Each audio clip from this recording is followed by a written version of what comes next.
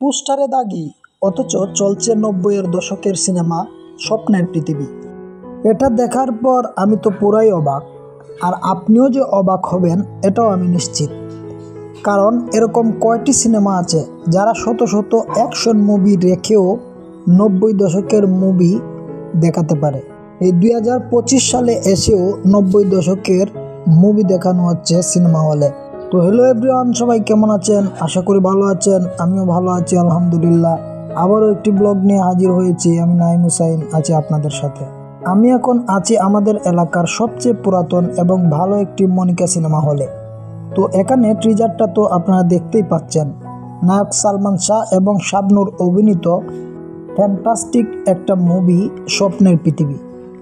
আসলে আমি বাড়ি থেকে দোকানে আসছিলাম, হঠাৎ গাড়ি থেকে আমি লক্ষ্য করলাম এই ট্রিজারটি। এটা দেখে তো আমি পুরাই অবাক। বরবাদের রেশ এখনও কাটেনি। তাছাড়া আরও অনেক মুভি যেমন জঙ্গলি, দাগি, ঈদের পর থেকে এগুলোই চলছে প্রত্যেকটি সিনেমায়।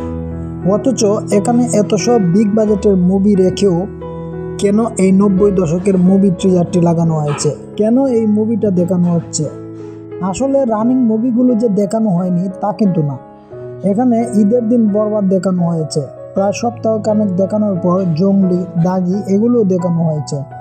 এখানে একটা কথা বলতেই হয়, আসলে ব্যবসায়ীরা সবসময় মাইন্ড ব্লোয়িং চিন্তাভাবনা মাথায় নিয়ে ঘুরে। এখন এই মুভিটা দেখানোর উদ্দেশ্য হচ্ছে ৯০-এর দশকের মুভি এখনও মানুষের হৃদয়ে গেঁথে আছে। কারণ ইদানিং কোনো মুভি রিলিজ হওয়ার পরপরই অনেকে বলে যে কপি করা স্ক্রিপ্ট, ডায়লগ কপি করা, গান কপি করা, মানে পুরো মুভিটাই কপি করা। তবে তখনকার পরিচালকরা নিজের পূর্ণ অভিজ্ঞতাকে কাজে লাগিয়ে বাস্তবমুখী সামাজিক মুভি তৈরি করতেন, যার কারণে কপি বলার সাহস পর্যন্ত কেউ করতে পারেনি। মধ্য কথা হচ্ছে সিনেমা হলে কিভাবে দর্শক বাড়বে তার একটা টেকনিক হচ্ছে এটা। আসলে আমরা যারা ৯০-এর দশকের মুভি দেখে বড় হয়েছি তারা অবশ্যই জানি এই মুভিগুলোর মানেটা আসলে কি। আসলে এখানে সিনেমা হলের মালিক তার ব্যবসায়ের উন্নতি করার জন্য, যেন সিনেমা হলে মানুষের আগ্রহ বাড়ে, সেজন্যই মুভিটা দেখাচ্ছে। আসলে আগেকার দিনে মানুষ ফ্যামিলি নিয়ে সিনেমা হলে গিয়ে মুভি দেখেছে, কারণ সেই মুভিগুলোতে কোনো নির্লজ্জতা ছিল না।